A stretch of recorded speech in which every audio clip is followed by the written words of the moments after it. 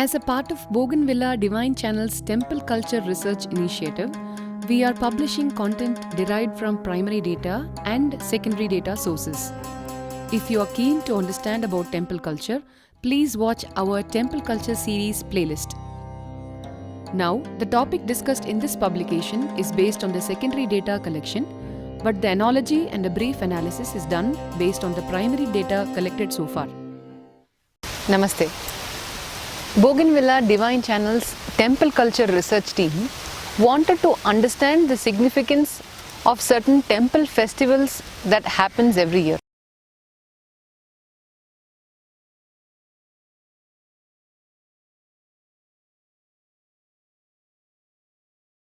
Now, irrespective of the annual festivals like Thirukalyanam, Brahmotsavam, etc., there are festivals that are associated with the killings of certain Asuras. For example, Surasamharam or the Suran Por, the 6-day grand festival that happens in one of the power spot temples of Lord Muruga, Tiruchendur Sendil Andavar temple that sits on the shores of Bay of Bengal. Now, the highlight of this festival is the recreation of the war scene between Lord Muruga and the king of Asura clan, Surapadman, and his brothers, where Lord Muruga beheads the Asuras.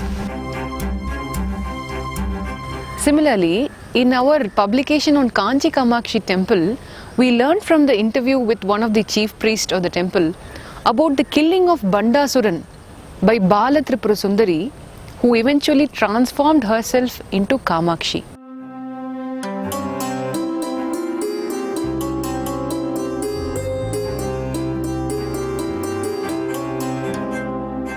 Likewise, Mahishasura, Kamsa, Ravana, Bhandasura, etc., we can come across a list of exhaustive Asura names if we refer our cultural history.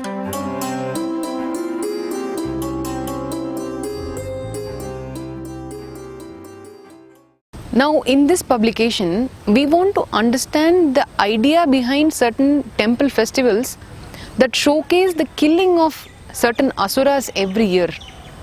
Now, do these Asuras take birth again and again? How? Why? What do the temple culture want to convey to us?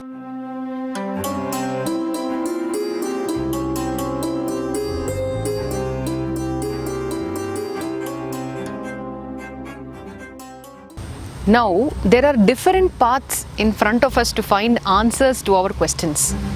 The Ready Reckoner Skanda Purana, the greatest literary epic, beautifully explains the birth of Lord Muruga, the war between Devas and Asuras, how Lord Muruga rescues the world from the cruel atrocities of the Asuras.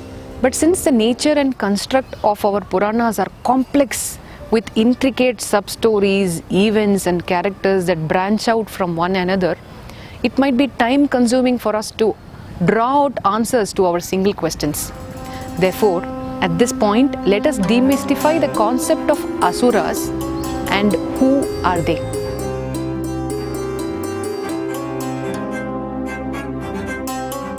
Indic religions, that is Hinduism, Buddhism, Jainism and Sikhism, Vedic literature, Greek mythology, Aesir of Norse mythology, Zoroastrianism of Iran.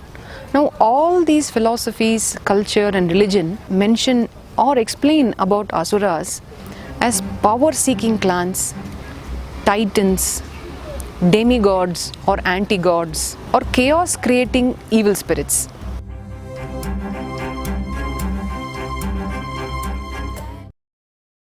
Now, although different names were given to these Asuras in different religions and mythologies, they all unanimously concluded that Asuras were non-believers of God but believed in their own powers.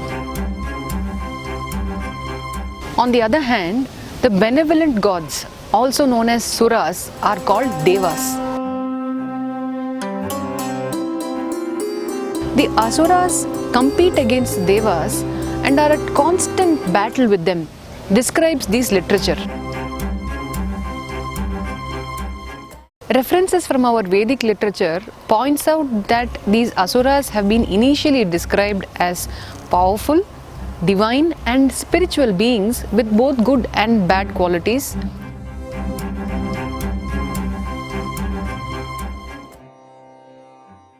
Over time, their nature changed. They began to abuse power, challenged the laws of nature, envied and tortured the Devas, created confusion and more.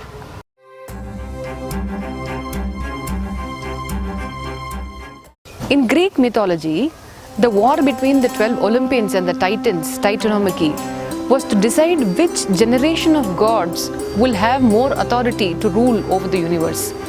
Interestingly, historian and philosopher Ananda Kumaraswamy compares the Olympians as Devas and Titans as Asuras.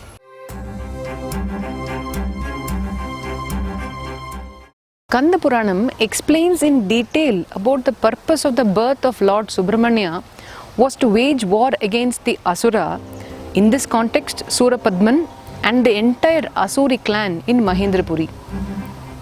Kanda Sashti Kavacham, the popular Tamil hymn in praise of Lord Muruga, describes him as Asurar Kulam Keditha Ayya Varuga.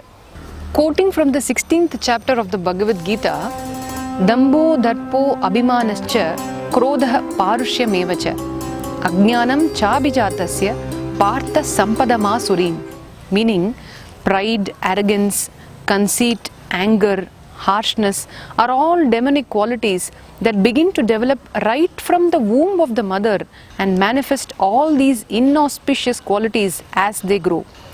The entire 16th chapter, named the divine and the demonic natures, it is dedicated to point out to us about the Asura nature that we have gathered in our character and attitudes. Well, with reference to our Indian mythology, we have heard and read tales about several Asuras, including Narakasura, Ravana, Bandasura, Mahishasura and so on. And all of them have been killed only after gods take a special form, avatar, or draw unique, incomparable power to destroy them. That is why most of their killings are associated with our Hindu calendar festivals like Diwali, Dashara, Durga Puja, Navaratri, Sura Samharam, Narasimha Jayanti and so on. BouGainVilla Divine Channel's Temple Culture Research team came up with another insightful analogy, drawing knowledge from the subject astrology. The time period of an individual's life revolves around 12 zodiac signs, in which the 108 parts of the 27 major zodiacal constellations are distributed. The fundamental construct of this predictive analysis is based on the grouping of these 27 stars or nakshatras into 3 ganas or nature, namely Devagana, Rakshasa or Asura Gana and Manusha Gana. Interestingly, this tool, if used in the right intention and positive attitude, can help an individual towards the path of self-correction and self-realization. Therefore, we can understand that the annual rituals and festivals conducted in our temples aim to remind and establish one single fundamental philosophy across all religions and cultures. That is, all beings in this universe are bound with one common aspect, true love. Anbe Sivam, Anbe Satyam, love is God. When love takes different forms as lust, anger, envy, hatred, revenge, conceit, arrogance, ignorance, destruction, humans transform as Asuras. Ultimately, whatever religion or culture you may practice or believe, it is your responsibility in this lifetime to introspect within you, to look out for those Asuric and Rakshasa nature and destroy them completely. All institutions, yogis, gurus have been or are trying to pass on this simple message. Looking forward to bring you more insightful references on this topic and more. Meet you in our next publication. Until then, Namaste.